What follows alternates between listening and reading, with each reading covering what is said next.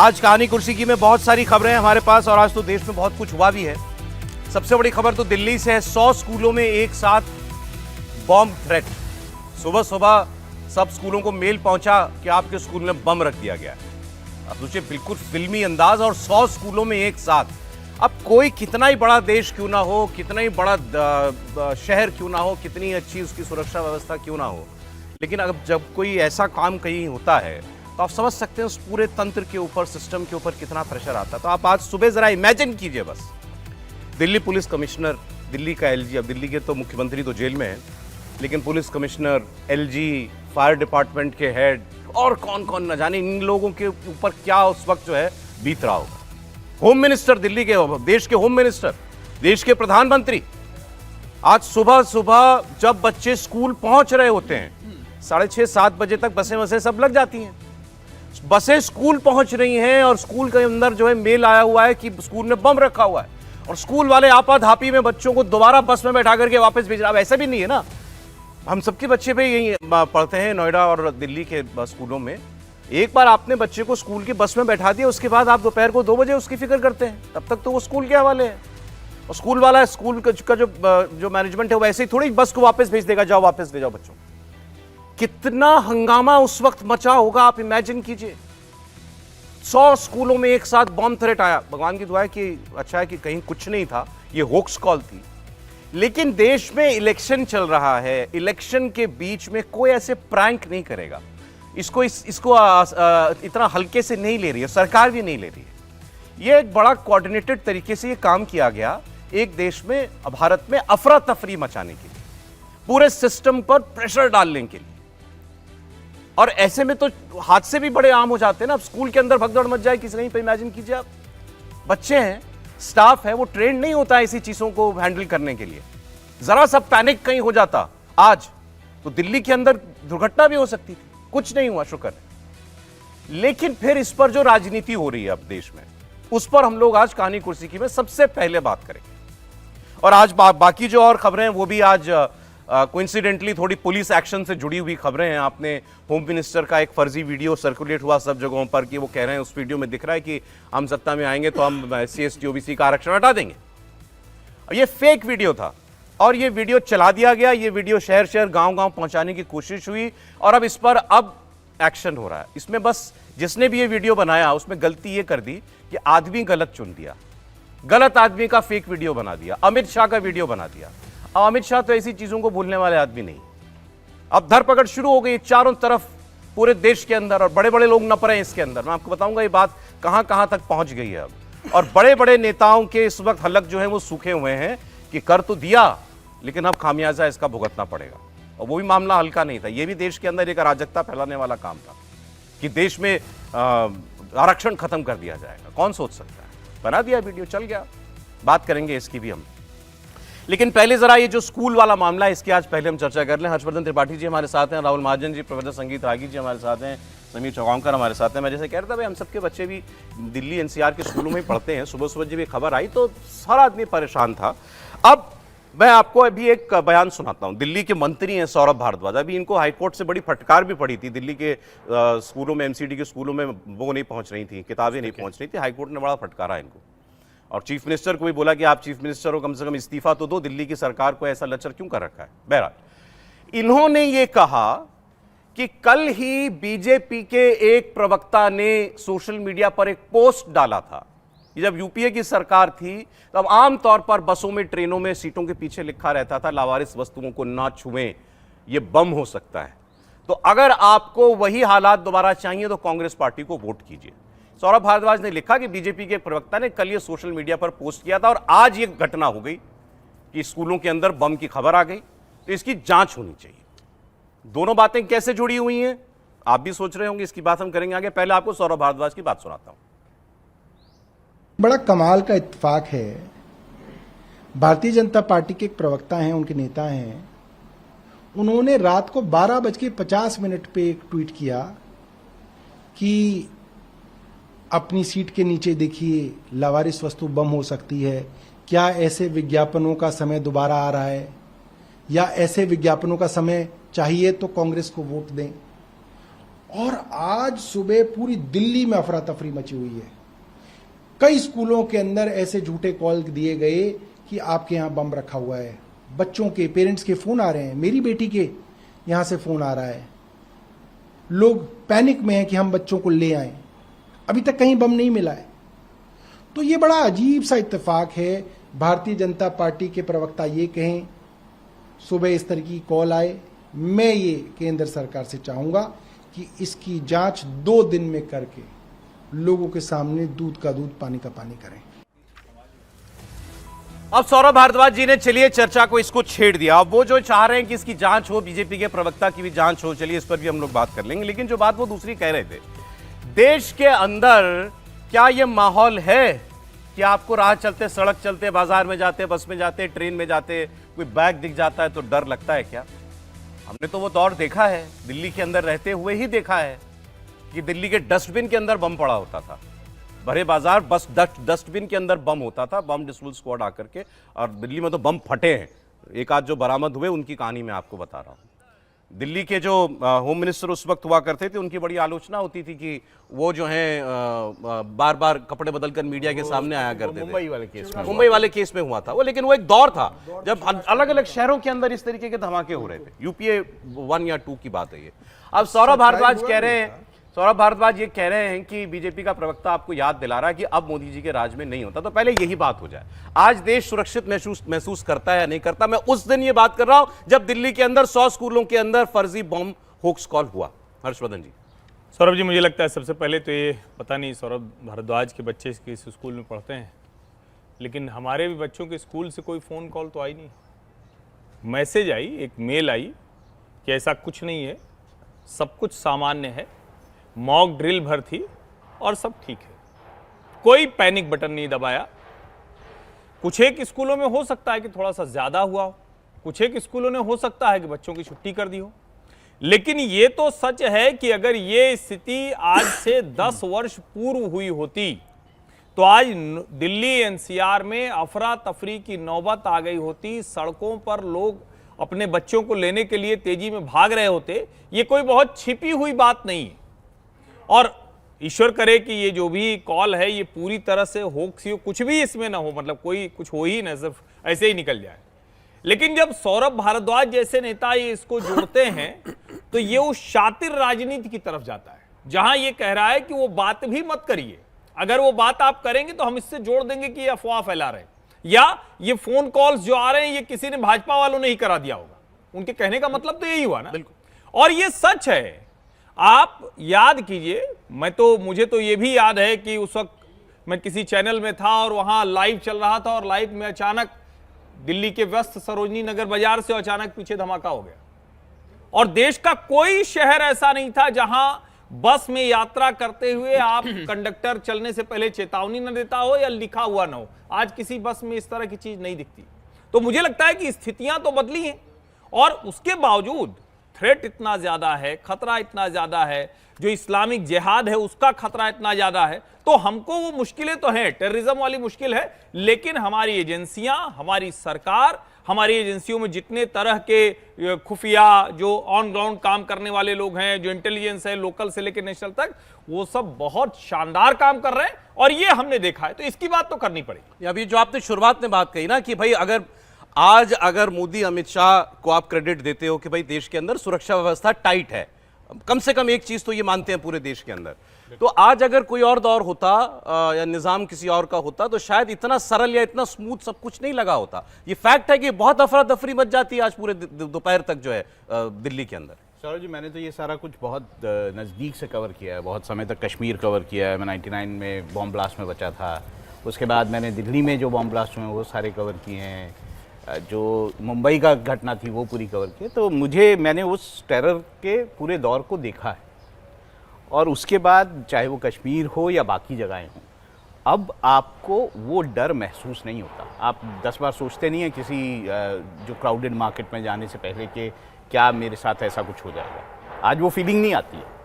वो दौर था कि आप अवॉइड करते थे, कि किसी भीड़ वाले बाज़ार में आप जाने से अवॉइड करते थे कि पता नहीं क्या होगा। तो जो माहौल है वो 100% बदल गया। जो सिक्योरिटी की टाइट सिचुएशन इस दौर में प्रधानमंत्री नरेंद्र मोदी और अमित शाह जी के दौर में हुई है, बहुत बेहतरीन है। लोगों को कॉन्फिडेंस है कि इस रिजीम में ऐसा नहीं होगा, और उन्होंने करके भी दिखाया। ये सिर्फ ऐसा नहीं है कि लग रहा हो, उन्होंने ये अपने कामों से करके दिखाया है। जो सिक्योरिटी की सिचुएशन है आज देश में, वो मुझे नहीं लगता कि जो एक पूरा हमने दौर देखा है 10, 15, 20 साल का, उसमें उस दौर से कंपेयर ही नहीं किया। अब जैसे आज सुबह फर्ज कीजिए ये खबर है, आज खबर ये कि मतलब शायद 4:15 बजे के करीब का एक मेल आया हुआ और सारे स्कूलों को एक साथ ये मेल बिल्कुल, ये रशिया से जो अभी तक बातें सामने आ रही है कि रशिया कहीं से विदेश से कहीं से जनरेट रशिया हुआ से ये कहा जा रहा है, कितना रशिया से एक ईमेल आता है, स्कूलों को ईमेल आता है, उसके बाद गृह मंत्रालय तुरंत उस पे बयान भी जारी करता है। मैं कह रहा हूं, होगा अब आप सोचिए कि ऐसे में जो सिस्टम आपका apparatus है वो कैसे काम करता होगा। तुरंत ये खबर पहुंची होगी टॉप तक बिल्कुल। कि भाई ऐसे ऐसे, पहले एक स्कूल से खबर आई, 2 स्कूल से खबर आई, जब पता लगा कि भाई ये दर्जनों स्कूलों में ऐसी मेल पहुंची हुई है, जाहिर है खबर बिल्कुल टॉप तक गई होगी। देखिए, इसको एक चीज सौरभ जी समझिए, कई बार हम लोग ये बात करते हैं ना, और हम कहते हैं, अब जैसे हम सीधे कह देंगे नरेंद्र मोदी, अमित शाह ने बड़ा अच्छा किया, तो तुरंत कहा जाएगा कि आप चुनाव के वक्त भारतीय जनता पार्टी का माहौल बना रहे हैं, किसी पार्टी की तारीफ कर रहे हैं। लेकिन जो नॉर्मल सिस्टम होता है उसमें भी जरा आप सोचिए, जो टॉप पे बैठा हुआ है, अगर वो डेली मॉनिटरिंग करता है, रोज शाम को आकर पूछ रहा है, यहां तक कि जिस घर में बच्चों को, मैं बड़ा दूसरी तरह से समझाने की कोशिश करता हूं, जिस घर में बच्चों को माँ बाप पूछ लेते हैं अच्छा क्या क्या हुआ आज, तो उनको पता है कि शाम को पूछ लेगा, हफ्ते में एक दिन वो, मतलब किसी भी तरह से, जिसको फीडबैक सिस्टम कहते हैं। तो अगर ये घर से लेकर और देश तक की बात करें, तो आज देश में होम मिनिस्टर के तौर पर जो व्यक्ति बैठा हुआ है, उसके बारे में माना ही यही जाता है कि वो हर वक्त फीडबैक लेता है, और अगर उसके नीचे जो लोग हैं, किसी से फीडबैक रह गया तो फिर उसकी खैर नहीं है। यानी ये मैसेजिंग है, जो अमित शाह के नीचे लोग काम कर रहे हैं, उनको होम मिनिस्ट्री में ये मैसेजिंग है कि आप गलत नहीं कर सकते, आप अफवाह नहीं फैला सकते, आप नहीं खबर दे सकते। मतलब जिसको कई बार पत्रकार लोग, हम लोग कहते भी है ना कि यार बताओ, होम मिनिस्ट्री से कोई खबर ही नहीं निकलती, कौन देगा खबर।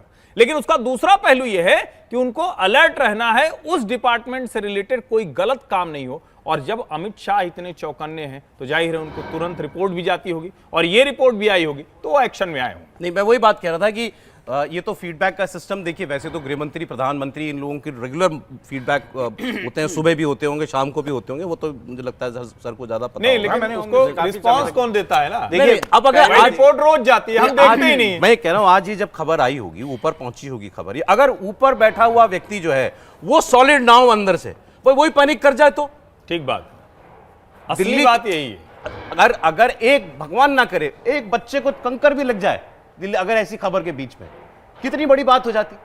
और अगर वो टॉप पर बैठा आदमी उस वक्त अगर पैनिक कर जाए, जैसा हर्षवर्धन जी ने कहा, मेल स्कूल से ये आया कि होक्स कॉल था या मॉक ड्रिल था, सब ठीक है, सब कुछ ठीक है, बिल्कुल। मैसेज ये भी तो आ सकता था ना, तुरंत अपने बच्चे को लेकर के जाइए, ठीक बात कि नहीं हुआ। देखिए, उसमें बिल्कुल साफ है कि तंत्र है, उसने काम किया, उसने बकायदा शुरू में ही ये कहा कि ये होक्स लग रहा है, उसके कारण कम पैनिक हुआ। अगर ये हो जाता कि नहीं ऐसा हो गया है, या सूचना नहीं जा रही होती, कम्युनिकेशन नहीं होता, तो प्रॉब्लम होता। अरे अब सौरभ भारद्वाज जी जो कह रहे हैं कि भाई बीजेपी के प्रवक्ता की जांच कराइए, इसने कल ही कहा था कि अब ऐसे हादसे नहीं होते देश में। देखिए, 2-3 बातें हमको स्पष्ट हो जानी चाहिए। पहली बात कि ऐसा नहीं है कि बम धमाके नहीं हुए हैं, लेकिन यदि आप जम्मू एंड कश्मीर को छोड़ दीजिए, माइनस कर दीजिए, तो नरेंद्र मोदी की सरकार में बम धमाके, बम एक्सप्लोजन जैसी चीज़ें जो हैं वो नगण्य है, शून्य के बराबर है। एक आध अपवाद को आप किनारे कर दें। दूसरी बात यह भी है, बात सही है कि एक वक्त था जब लोग सिनेमा घर में जाने से डरते थे, परिवार मना करता था, कहता था छोड़ दो, क्या पता हो सकता है सिनेमा हॉल में बम फूट जाए। और ऐसा इसलिए हो रहा था क्योंकि चाहे वो अयोध्या में बम धमाका हो, काशी में बम धमाका हो, अहमदाबाद में बम धमाका हो, अक्षरधाम मंदिर के अंदर बम धमाके हुए, ऐसी एक के बाद ऐसी घटनाएं घट रही थीं। यहाँ तक कि रैलियों में बम धमाके होने की चीज़ें होती, 14 में हुआ पटना में, प्राइम मिनिस्टर की रैली में हुआ, प्राइम मिनिस्टर की रैली में हुए थे। तो ऐसी स्थिति में जो डर था वो तो वाकई अब वो आज के दिन में खत्म है। अब आते हैं सौरभ भारद्वाज की बात पे। कहीं ऐसा तो नहीं, इसका दूसरा पर्सपेक्टिव भी हो सकता है कि चूंकि एक नैरेटिव में बहुत बलवती है। ये देखिए, प्रधानमंत्री मोदी ने दो चीजों पर बहुत बड़ा काम किया है। एक तो जितने बड़े पॉलिटिकल करप्शंस में घिरे हुए लोग थे, करीब करीब उनको बांध करके जेल में डाल रखा है। कुछ अपवाद को छोड़ दीजिए जो उनके घर में भी आ गए हैं, उनको छोड़ दीजिए। दूसरी बात, जो ये टेररिज्म वाला मामला है उसको लगभग खत्म कर दिया है।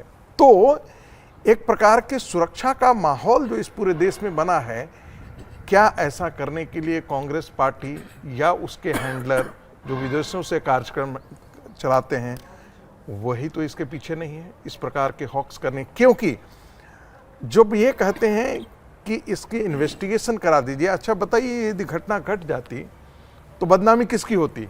सरकार की, अमित शाह की बदनामी होती, क्योंकि दिल्ली के स्कूलों के सुरक्षा की जिम्मेदारी तो दिल्ली सरकार की तो है नहीं, वो तो पूरे केंद्र सरकार के अंदर। दिल्ली को तो मुख्यमंत्री नहीं है अभी। हाँ, मैं वही कह रहा हूं। तो कोई अपना आदमी, कोई भारतीय जनता पार्टी का व्यक्ति या भारतीय जनता पार्टी से रिलेटेड कोई हैंडलर जो है ऐसी बातें क्यों करने जाएगा जिससे इस पूरे देश में अफरा तफरी मच जाए? तो अपने आप में ही ये थियरी जो है वो गलत है कि कोई भारतीय जनता पार्टी और उससे जुड़े हुए व्यक्ति इस प्रकार की चीजें कर रहे हों। उन्होंने पहले ट्वीट किया, उनको संभवतः ही इस बात की जानकारी रही होगी और देखिए अगले दिन ऐसी घटना घट जाती है। तो इसका मतलब है कि ये बताना चाहते हो कि देखिए टेरर, यदि हम नहीं आए तो फिर ये टेरर का माहौल आएगा। ऐसा करने की आवश्यकता क्या है? सिर्फ ये बताना क्या काफी नहीं है? लोगों को ये दृश्य दिखाना काफी नहीं है? एक बार याद दिलाना काफी नहीं है कि भाई जमीन से लेकर के ऊपर तक कितने घोटाले हुआ करते थे? कोई ऐसा देश का कोना नहीं था जहां पर बम फटने की घटना नहीं हुई। कोई देश का कोना जहां पर बम फटने की घोषणा नहीं होती थी। कोई ऐसा एरिया नहीं था। क्या उत्तर प्रदेश के मामला में आप ले लीजिए, ऑर्गेनाइज्ड क्राइम के मामले में नंबर 1 पे हुआ करता था। थाने ऐसे थे जहां पर पुलिस जाने से डरा करती थी। आज क्या आप समझ रहे हैं? जिस कबाड़ी बाजार की चर्चा हम लोग मेरठ की करते हैं उसमें पुलिस तो छोड़ दीजिए ना, सीआरपीएफ के लोग जाने से डरा करते थे। आप तो इतने आज वो एक सामान्य आदमी भी वहां जा रहा है। सिंपल सी बात है, आदमी को जब जरा सा भी डर लगता है उस वक्त वो देखता है कि भाई कौन है चलाने वाला, जिसके हाथ में है सब कुछ। बिल्कुल, जान है तो जहान है। 19 में पुलवामा हुआ, सब कुछ तो निपट गया था ना। 2 ही दिन चला था सब कुछ। आप अगर याद कीजिए, एक मतलब जब बालाकोट पर हमला हुआ उसके बाद पाकिस्तान ने हरकत करने की कोशिश की, एक 24 घंटे के अंदर विंग कमांडर अभिनंदन वापस आ गए थे। बिल्कुल, लोगों को क्या लगा, यार ये आदमी ने निपटा लिया मामला। देखिए सौरभ, मोदी है ठीक है, बट उस वक्त देश की सुरक्षा की बात आई। ऐसे जो आज जो मामला हुआ इसमें आदमी बिल्कुल कोर तक जो है हिलता है। देखिए सौरभ, यहाँ कोई चाहिए ऐसा भाई जो एक लाइन बीच में जोड़ दीजिए ना, सबको, लोगों को, दर्शकों को ध्यान में रहे। दिल्ली का मुख्यमंत्री जेल में है, ये बार बार बोला जाना चाहिए। ठीक है, दिल्ली पुलिस भले केंद्र सरकार के अधीन है, मुख्यमंत्री जेल में है, वो इस मामले में बैठक तक नहीं ले सकता है, वो अपनी कैबिनेट तक नहीं बुला सकता है, वो बातचीत तक नहीं कर सकता। ये मौका है ये बात करने के लिए। बिल्कुल बिल्कुल है। समीर जी, आज अगर दिल्ली के मुख्यमंत्री जेल में है, लेकिन दिल्ली के अंदर 5.5 लाख बच्चे सरकारी स्कूल में पढ़ते हैं। 3 लाख के करीब तो गवर्नमेंट के दिल्ली सरकार में है और 2.5 लाख के करीब एमसीडी के स्कूल में पढ़ते हैं। 5 लाख बच्चे आज स्कूल में थे। आज क्या दिल्ली के मुख्यमंत्री की जिम्मेदारी नहीं थी कि वो पेरेंट्स को सुरक्षित करने की कोशिश करे, वो बैठक बुलाए? मुझे लगता है कि जो कोर्ट ने कहा था 2 दिन पहले कि भाई मुख्यमंत्री को राष्ट्र हित के ऊपर अपने निजी स्वार्थ को जगह नहीं देना चाहिए और कोई आपदा आती है तो उस समय मुख्यमंत्री को 24 घंटे 7 दिन के हिसाब से उपस्थित रहना चाहिए। आज केजरीवाल अपने स्वार्थ के लिए मुख्यमंत्री का पद नहीं छोड़ रहे हैं और आज दिल्ली में मुख्यमंत्री न है, ये दिल्ली की जनता को देख रही है। दूसरा बात मैं गृहमंत्री के बारे में कहना चाहता हूं। देखिए 10 साल से हम 2014 से लेकर 2024 तक का कार्यकाल प्रधानमंत्री मोदी और अमित शाह का दिख रहे हैं।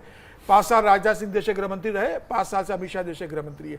लेकिन आप गुजरात का कार्यकाल भी नहीं भूलना चाहिए, जब 2001 में नरेंद्र मोदी ने गुजरात की कमान संभाली थी और अमित शाह उस समय गृह राज्य मंत्री बने थे।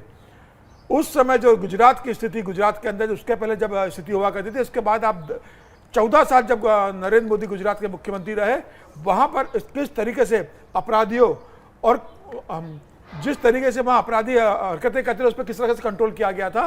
गुजरात को सबसे सुरक्षित बनाने का काम प्रधानमंत्री नरेंद्र मोदी ने मुख्यमंत्री रहते किया, और 10 साल में देश को सुरक्षित बनाने का काम प्रधानमंत्री मोदी ने किया।